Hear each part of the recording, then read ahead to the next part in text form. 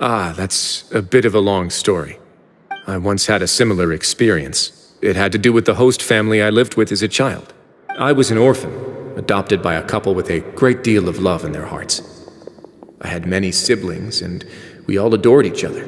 Once we were older, Mom and Dad would turn us over to be individually adopted by families of greater means, and go on to adopt more young children. They were perfect parents. Or so I thought. And then? And then, I found out we were merely raised as livestock. Once we had reached a certain age, our parents would bring us to the market for sale. All children that were sold would leave the house, and nobody would know what became of them. As for those who didn't sell, they were merely disposed of. Did you know I once considered myself an extremely lucky child? And all of my friends, all of my siblings, they all felt this way as well. I was also not the first to find out about the truth.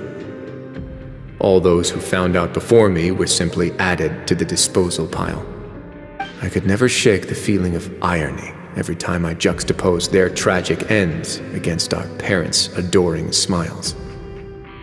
Yes, like the society, my parents created a facade of joy, lied to satiate their desires, and even employed incredibly cruel methods to keep their grasp on power.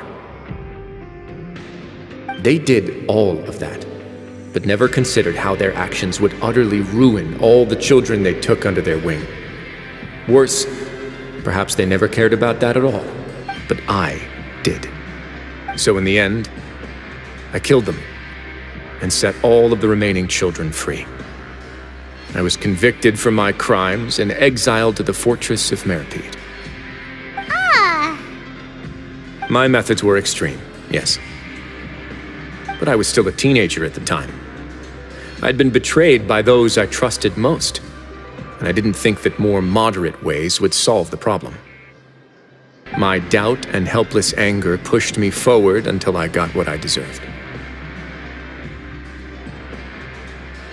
It's all right. You don't have to tell me what you think.